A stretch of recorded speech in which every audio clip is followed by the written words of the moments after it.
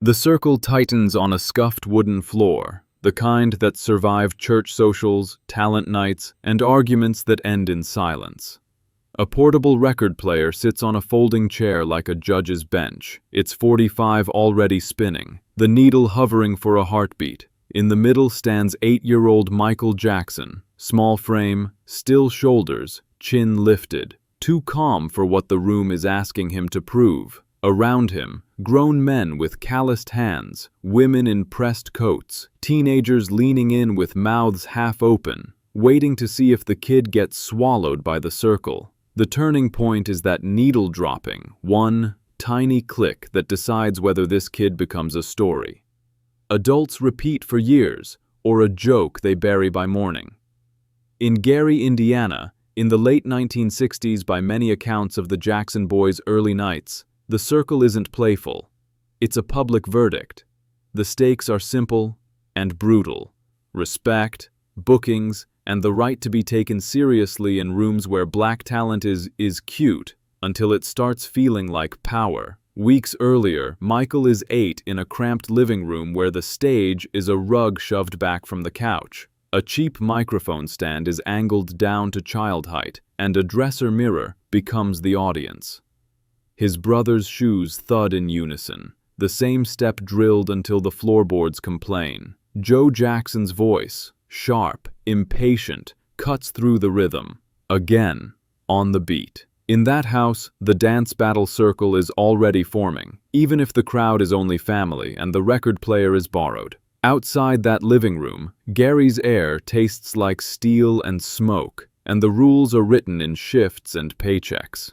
A black family with talent doesn't get gentle odds. It gets suspicion, hustle, and narrow lanes. Every applause break at a local hall, every clap that grows into a roar, becomes currency for the next booking. The kids' feet aren't just feet. They're a ticket if they can make adults stop talking and start watching. On the local circuit, community centers, small stages, packed rooms, adults don't hand out mercy. They watch the feet first.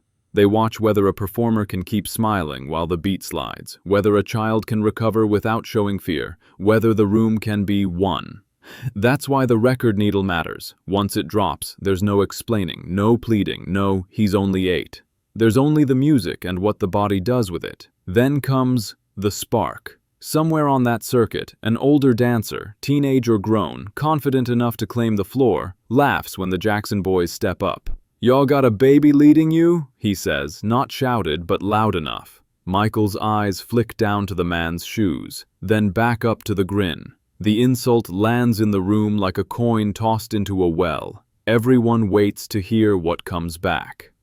The next booking arrives with a warning disguised as business. A promoter points at the small stage and the portable record player like they're tools laid out for a test. "You get one shot," he tells the brothers, eyes measuring Michael's size. "If he freezes, don't come back." The microphone stand is adjusted lower in front of the crowd, a humiliating little gesture that makes a few adults chuckle, until they remember this is the kind of place where reputations die fast. Backstage is barely a backstage, just a corner with coats, a cracked mirror, and the low hum of adults talking money. Michael hears words like Detroit and Motown float past like thunder in the distance. Not promises, just possibilities. Someone mutters, "America loves a kid until he stops being cute." Another voice answers, "Then make him so good they can't throw him away." Even there, with the record player only feet away, the system's rule is clear. Talent is survival, and survival has a price. Now the hall fills early, folding chairs scraping, bodies pressed along the walls. The DJ sets a 45 beside the record player, thumb on the edge like a trigger. The older dancer steps forward, rolling his shoulders, grinning like the outcome is already written. Michael watches the circle form, half invitation, half trap, then glances at his brothers, who look back like they're handing him something heavy. For the first time, lead doesn't feel like spotlight.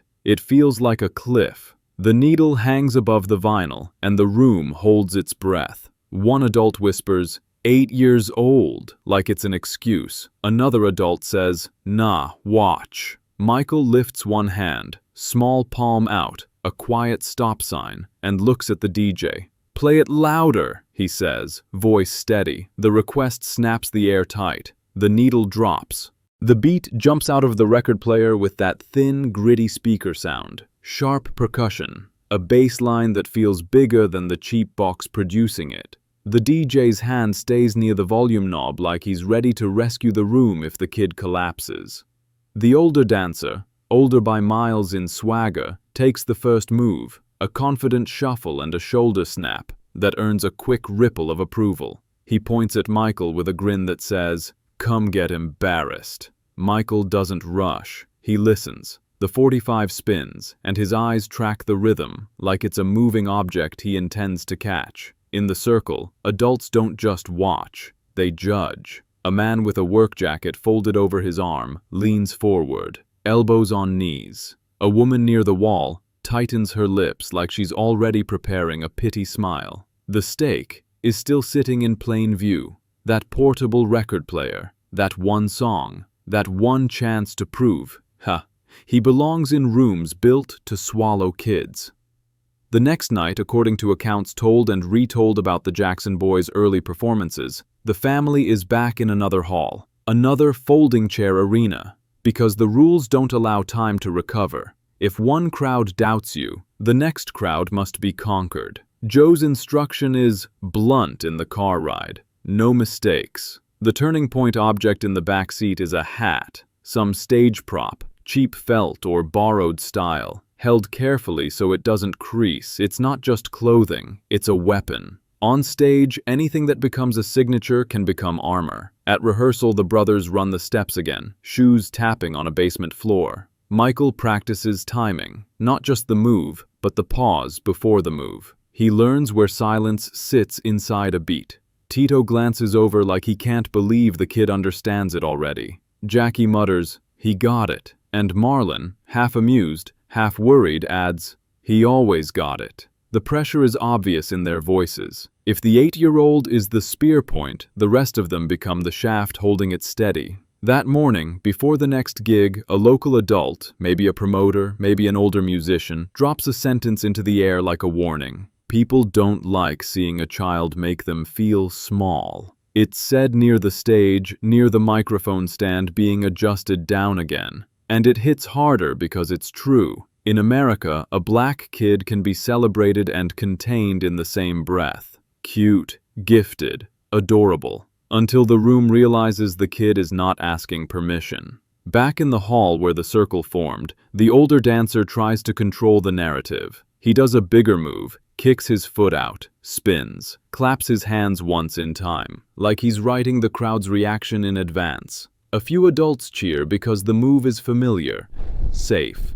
The crowd knows how to praise safe talent. Safe talent doesn't threaten the pecking order. Safe talent doesn't make grown men reconsider their own youth. Then Michael steps in, not with a loud entrance, but with a decision. He moves one foot back, then forward like he's measuring the floor's grip. His shoulders loosen. The hat, if he's wearing one in this telling, tilts slightly, shadowing his eyes. If it's not a hat, it's another small prop. A glove, a tie, a microphone stand touched for balance. Something in his hand or on his head becomes the turning point object because it tells the room he came prepared, not Lirki. The older dancer smirks and throws a taunt into the beat. "Come on, little man," he says, palms up, as if offering a gift. The crowd hears it. A man near the record player laughs once, quick and cruel. The DJ looks down at the spinning label, pretending not to take sides, but the circle always takes sides.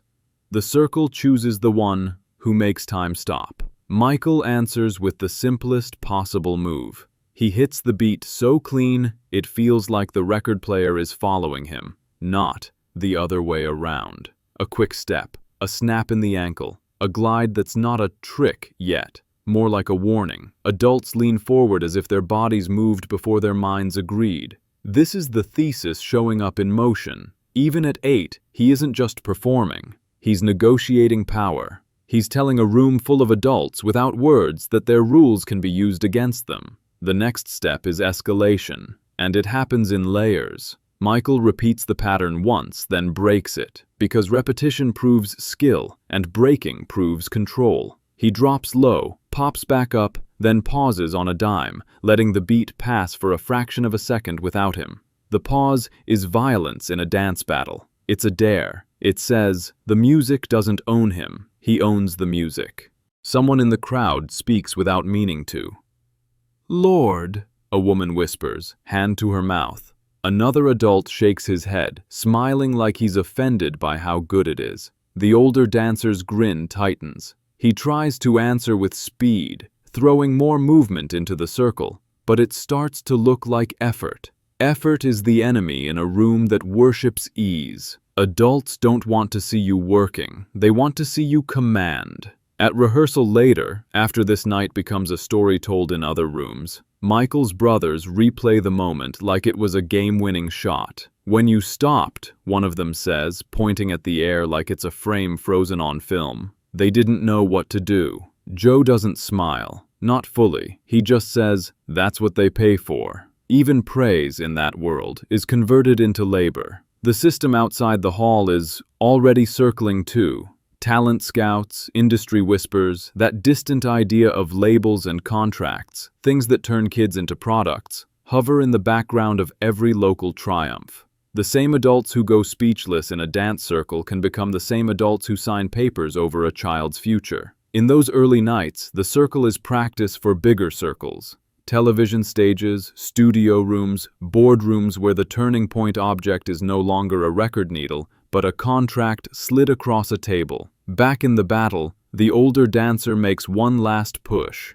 He steps in close, crowding Michael's space, trying to turn it physical, to intimidate. A few adults tense, expecting the kid to retreat. Michael doesn't. He looks up, direct, calm, and answers with a move so precise it feels like a sentence. He pivots, slides out of the pressure, and lands exactly on the beat again, like he's telling the older dancer, "You can't touch what you can't catch." The room is loud now, but it's not cheering yet. It's in that dangerous middle moment, between disbelief and surrender, when anything can happen. The record player keeps spinning, needle steady, and Michael sets his feet like he's about to do something that will either end the battle or end the myth. The DJ's hand inches toward the volume knob. The older dancer's jaw clenches. The adults lean in, eyes wide, ready to witness the detonation they'll describe for the rest of their lives. Michael shifts his weight onto the ball of his foot like he's stepping onto invisible glass. The record player crackles, the needle riding the groove, and the sound is suddenly too small for what the room is about to contain.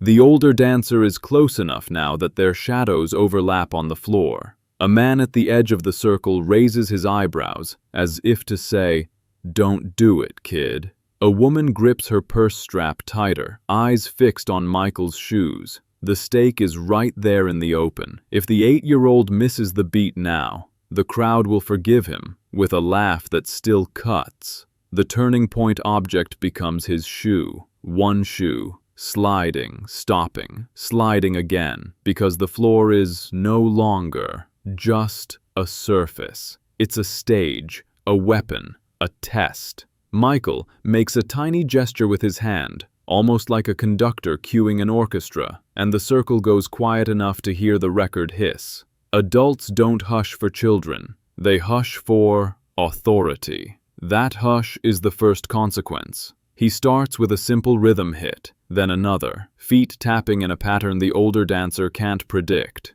Then, the detonation. Michael appears to float backward while his upper body stays calm, chest forward, head steady, an illusion of motion that makes the room blink.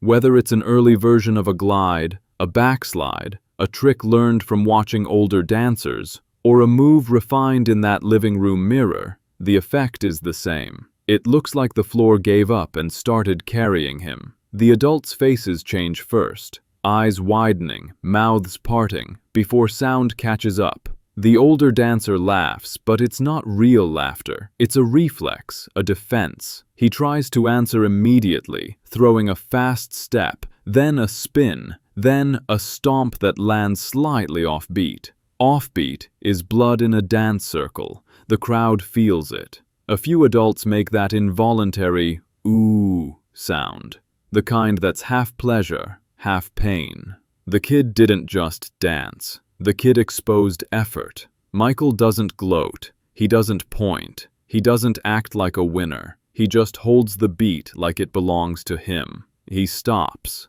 dead still, for a fraction too long, letting the music keep moving without him. That pause is a blade. Adults lean forward, stunned, because the pause says the child is controlling time. Then he snaps back into motion exactly on the next count, like he never left. That is the moment adults go speechless, not because they've never seen a good dancer, but because they're watching a child perform dominance without aggression.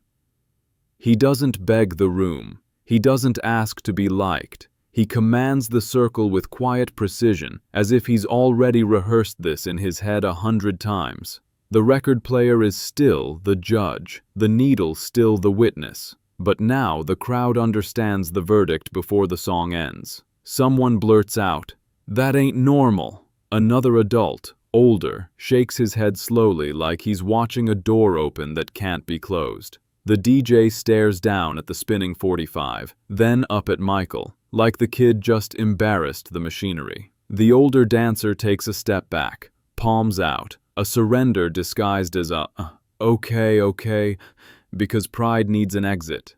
The circle gives it to him with a few polite claps, then turns its full attention back to the 8-year-old. The song ends with a small click and a fading hiss. That click is the aftershock. For a beat, nobody speaks. Adults don't know what to say when the hierarchy gets rearranged by a child. Then the room breaks. It's not just applause, it's release. People laugh, shout, slap knees, clap too hard. A man at the edge of the circle points at Michael like he's spotting lightning. A woman wipes her eye like she's embarrassed by how moved she feels. A teenager mutters, "He cooked him," in a voice meant for friends but loud enough to land. The aftermath starts immediately because rooms like this don't just celebrate. They convert moments into rumors. By the next morning, the story has grown legs. "You heard about the little Jackson," someone says in a barber chair, scissors paused midair. 8 years old. The detail that always survives is the adult reaction. Grown folks just stood there. That's what makes it myth. Not the move itself. The move is a spark. The silence is the gasoline. Within a week, according to accounts of the Jackson 5's early buzz, phone calls start sounding different. Promoters don't say maybe anymore. They say, "Bring the kid." A local DJ mentions the name more than once. Someone in a nicer suit shows up near the stage, not cheering, just watching. Eyes measuring the way money measures. The turning point object shifts from record needle to notebook, to business card, to handshake offered too firmly for a child. And the system responds the way it always does when it sees rare power in a young black performer. It moves to own it. Praise becomes pressure. "Do that move again," adults demand, as if a moment can be milked without consequence. "Do it for my cousin," someone asks, turning art into a trick. The kid becomes a story people try to purchase with attention. The brothers become a delivery vehicle. The father becomes a manager under stress. The battle that made adults speechless also teaches the real lesson. If an 8-year-old can control a room, the next rooms will try to control him. That's the meaning hiding inside the dance circle. The first dance battle isn't just cute. It's a rehearsal for survival in a country where black genius is adored and exploited in the same breath. The portable record player, the needle drop, the circle of adults, those aren't just props. They're a miniature version of the larger stage waiting ahead. Television cameras, studio executives, contracts that don't care how small the hands are signing them. Michael walks out of that hall with his brothers, the night air cold on his face, and adults still shouting behind them. He doesn't look back much because he already knows the rule of the circle. Once you win, they ask you to do it again. Forever. The next morning, the story keeps spreading, and the kid who made adults speechless becomes something more dangerous than a prodigy. He becomes proof that even at 8, he could bend grown rooms to his rhythm, so the world would spend the rest of his life trying to bend him back.